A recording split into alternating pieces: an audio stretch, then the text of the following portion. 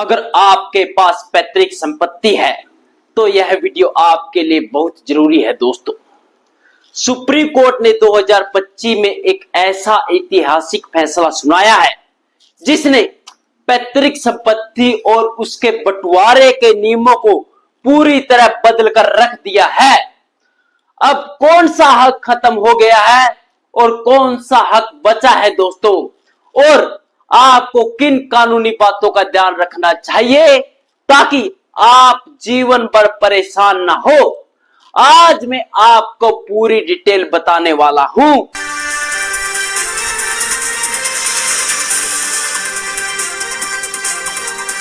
नमस्कार दोस्तों, मैं एडवोकेट पिंटू शर्मा आपका स्वागत है हमारे चैनल पर।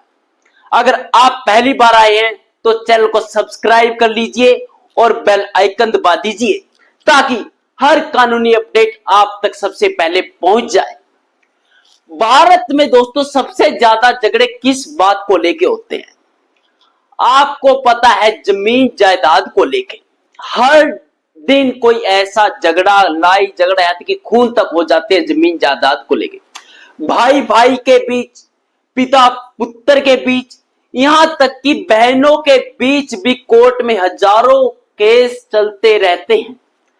अब तक दोस्तों पैतृक संपत्ति का मतलब था जो हमारी पुश्तैनी संपत्ति थी, वह संपत्ति जो दादा से पोते तक बिना किसी वसीयत या विल के सीधे मिल जाती थी, यानी उनको कोई एफर्ट करने की जरूरत नहीं थी पुश्तैनी संपत्ति में।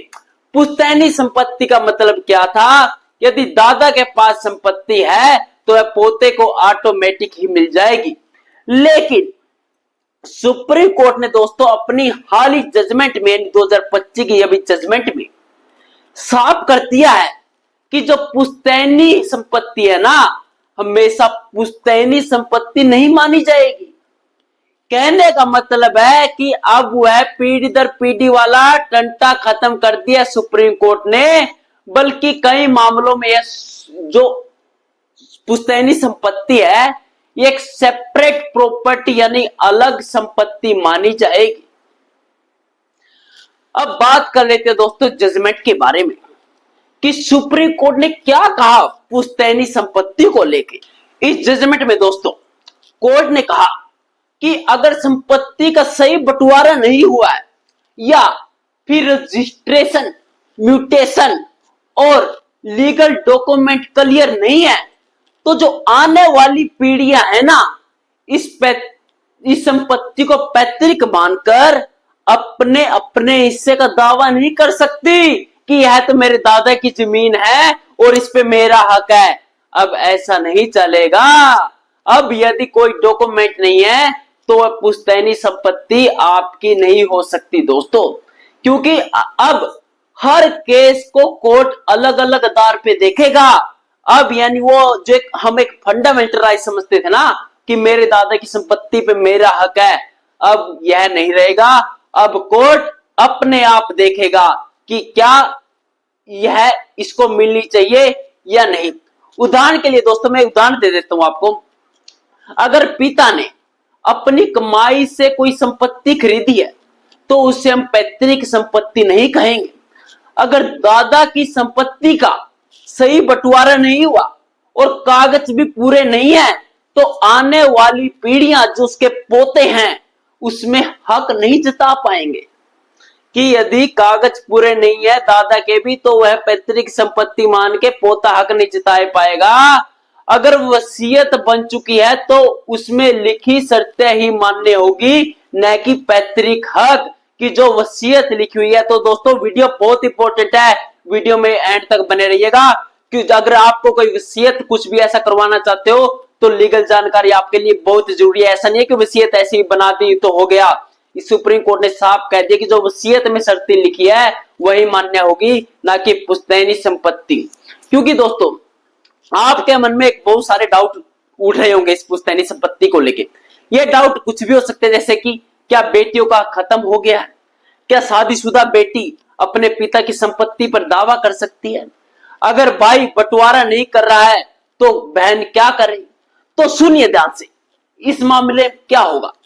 सुप्रीम कोर्ट ने साफ कह दिया है कि जो बेटी का हक है ना वह बना रहेगा, बस शर्त है कि संपत्ति जो वास्तव में पैतृक हो और कागज सही हो।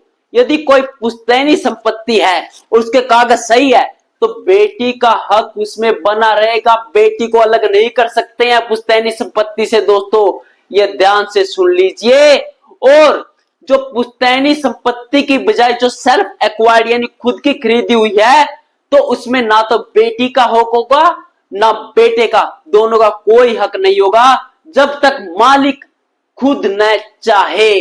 यानी कि आप अपनी पिता की संपत्ति पे अधिकार प्राप्त करना चाहते हैं तो आप बोलेंगे इस पे मेरा राइट है। नहीं, आपका राइट नहीं है। यदि आपके पिता ने वह संपत्ति अपने पैसे से खरीदी है, वह चाहे तो आपको दे सकते हैं, ना चाहे तो नहीं दे सकते।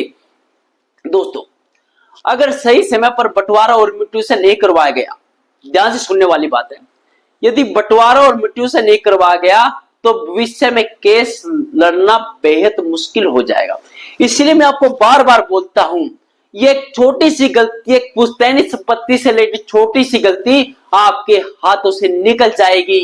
ये मैं झूठ नहीं बोल रहा क्योंकि यह बहुत ही काम की चीज है। नहीं तो 10-15 साल तक कोर्ट के चक्कर काटते रहना, क्या पता आपके बाद आपके बच्चे केस लड़े, ऐसे ही चलते रहेगा। लेकिन दोस्तों क्वेश्चन यह उठता है कि अगर ऐसी कोई प्रॉब्लम आए तो हमें क्या करना चाहिए। तो दोस्तों ध्यान से सुनिए क्या करना चाहिए। सबसे पहले अगर आपके परिवार में पैतृक संपत्ति है तो तुरंत उसके कागज तैयार करवाए, म्यूटेशन करवाए और लीगल पार्टीशन करवाए। सभी कागज सही है तो रजिस्टर्ड करवाए।